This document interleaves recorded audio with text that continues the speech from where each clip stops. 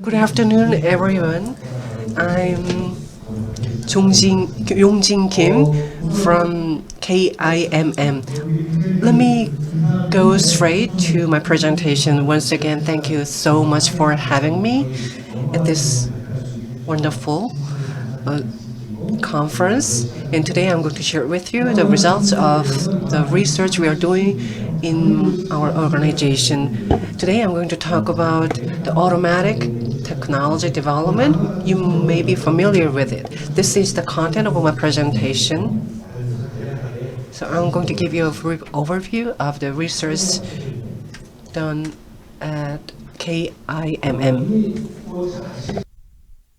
As you may well know, the shipping industry broadly can be defined to have smart marine networks, smart ships, and smart ports. So the shipping industries are consisting of these three parts. Today I'm going to focus on ports. So I'm going to give you a little bit more detail of smart ports. So let's laterally define smart ports. As you can see on the slide, there is this relationship between port and port, and there is something called a ship to port and within the port. Today my focus will be on ship to port as I highlighted on my slide. Today we are using wires for mooring, and the KIMM and KR are co-developing automatic mooring system now. Today, that's the topic of my presentation today. So let me give you more detail on the next slide. On the left-hand side, you can see ship to port, and on the right-hand side, you can also see ship to port, specifically smart port, and autonomous shipping, to be exact. So I'm going to focus on the right hand side. You must be familiar with the cargo tax commercial products, which is automatic mooring system. So I'm going to give you more detail as I progress over my presentation. On the left-hand side, you can see a demonstration ship called Hanbada, which is used by the Korea Maritime and Ocean University. And there are 4 steps, as you can see on the top half of the page. A mooring system normally takes about 30 minutes to 1 hour. This is the general overview of the process. The spring wire is used for the mooring, and my organization is trying to automate this process. If you think about automatic system, normally you think the manual jobs are done automatically, including the wiring system, which is more closely related to autonomous shipping. Taking into account the reality, we believe vacuum system is the most effective way because all ship owners, let's say the magnetic system, for magnetic system, you have to consider the magnetic properties. So some ship owners are not willing to take this system. But unlike the magnetic system, vacuum system can be controlled by static properties, so it has less harmful for ships. That is why it is more welcomed by ship owners.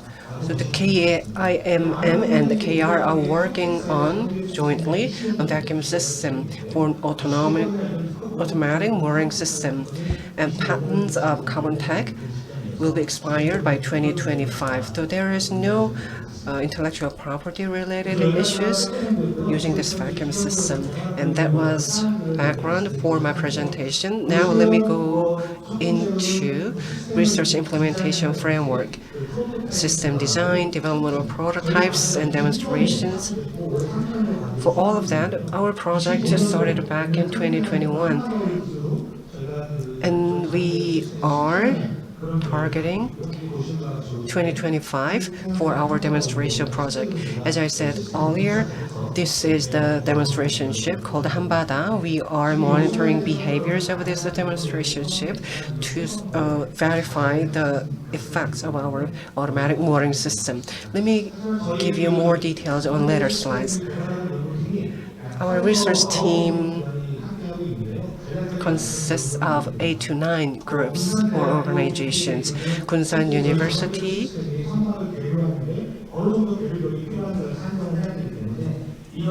KSNU, it considers environmental factors and it works with Caribbean PA.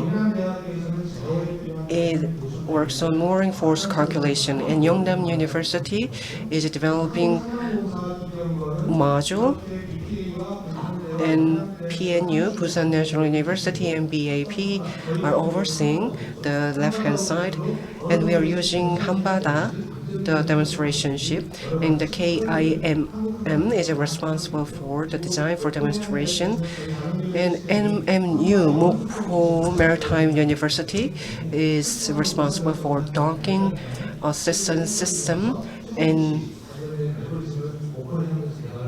developing algorithm, and BAP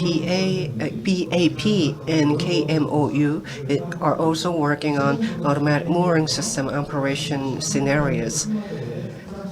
And all these systems will be applied to and tested on Hanbada, the demonstration ship.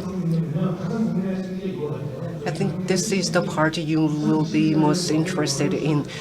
We started with Model 1. Now we have a progress to version 3-1. Our focus is safety, mooring capability, and use of space and cost. So they are the 4 key factors, and our system has evolved, as you can see on the slide. But there is only so much we can do in terms of cost, so we are trying to develop our system within our own budget. The hydraulic part and vacuum part, there are these 2 big parts. The hydraulic part, its technical barrier is quite low. It doesn't require any patent. But the a vacuum pad, it has our own. It is using our own patent. So we are a small organization. This is a small part, but we are focusing on this part because that is the most realistically achieved. For a vacuum pad, we have 8 to 10 patents or intellectual property rights for this. As you can see here, the spring is a 2-layer. Its structure is 2 layers. We are also using a spring with a higher rigidity inside because this is quite a rigid structure. We already have intellectual property for this 2 years ago. We are limiting the motions ±6 from left to right. ±6 degree. The margin is ±6 degree. Kunsan University and BAP, they are working with us as well. But to commercialize our product, we have to make prototypes and models, but that has some limitations. We have some limitations to do that. So we are working with BAP for structure, and we are also interpreting fatigue of this model so that we can predict the behavior of the system. This is also our focus, the observation pad. For automatic mooring system, we want to have this we want to achieve this certain threshold. When we started this project, we weren't able to develop 20-ton observation pad. So we first started at the lab. We used the lab system and we tested the sway direction and stir direction.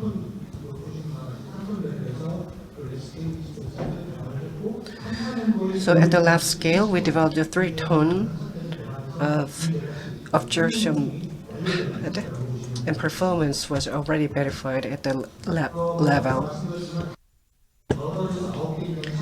So 8 or 9 organizations are working on automatic mooring system with us. So let me briefly tell you what each of these organizations is doing. Kunsan National University is evaluating static mooring capability, and this year it is focusing on this wall, whether the boarding has an impact on mooring capability. It is also taking a hydraulic test, and when ships are moored,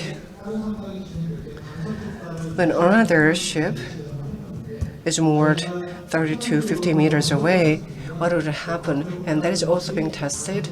And the interference effect, it is at an ignorable level because it has only marginal impact according to our test results. And Yongnam University is doing the following. When a ship is moored, according to our system, our system will tell the ship the weather condition, including the waves. And for that, we are using Adam's tool.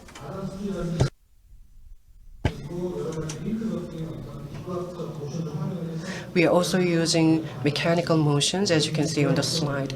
And for this, we are doing this to see the behaviors of moored ships. If you look at conventional system, the passive control was the key, but our system is evaluating a mooring capability in real time to provide a better prediction.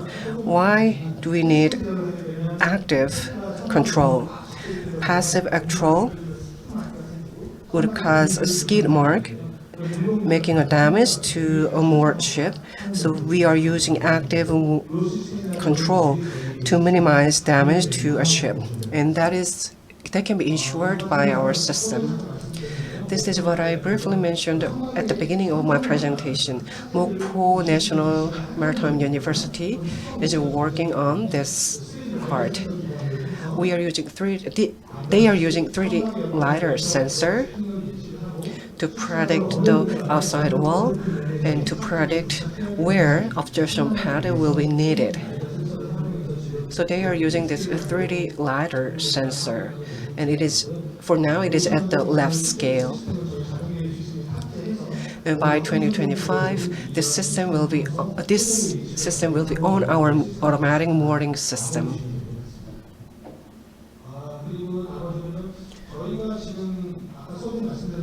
As I mentioned earlier, we are developing observation pad. The end of the observation pad, the rubber part, is most prone to damage. The expected life cycle of this material is only 3 years. We want to lengthen it, so we are doing these tests. And environmental factors should be considered as well, the weather conditions or the sea condition, because they can make some corrosion on the rubber. So we are trying to make these synthetic materials, including rubber and other materials, and we are testing to expect and predict the life expectancy of this new material. We are expecting 2 to 3 years. And we are testing 7 to 8 types of materials. In neoprene and natural rubber, they can be combined to lengthen the life cycle.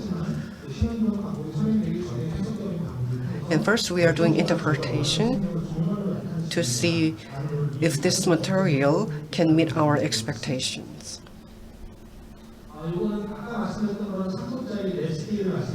I've just explained our work at the lab scale, and this is the pad. It is 2 meter length, and it is 6 meters tall. It looks small in the picture, but now it is 3 meters long, and it can provide a more precise mooring capability in the source direction, in the sway direction as well. And this will be commercialized next year according to our plan. The most asked question is that why we affix the obstruction pad. The KIMM and KR, our ultimate goal is not just research. Our ultimate goal is the commercialization of this automatic mooring system. So we have to consider the economic feasibility of the obstruction pad. And if we need more than one obstruction pad, we will have to add one more. So we are always considering economic feasibility. So let me skip some of the slides. As I mentioned, there are many technical information that I want to share with you. Yes, we have some systems, conventional systems developed by Carbon Tech, but once again, we are pursuing active control. Active control requires the calculation of direction between different ships that are trying to be moored at the same time. So for that, we are developing an algorithm. There are many technical barriers and constraints for now, but we are developing this algorithm. And by next April next year, we are trying to verify this algorithm on a real ship.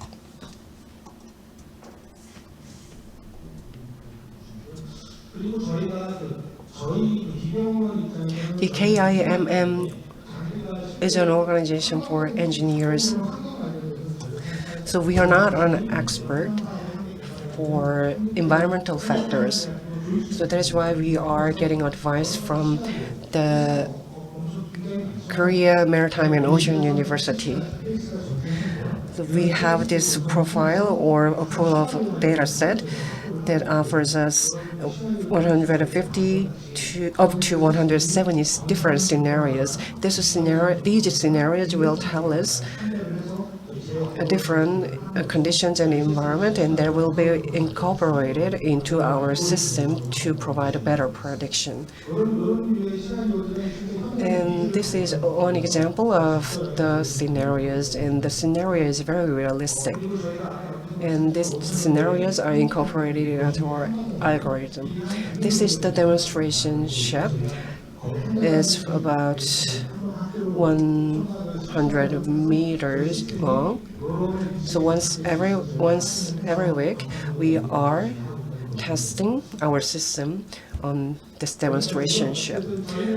This is the last slide of my presentation. I mentioned in the middle of my presentation, our ultimate goal is not just research. That's not the end of this endeavor. Our ultimate goal is the commercialization of this automatic system. We hope to contribute to national development or national economic development with this new system.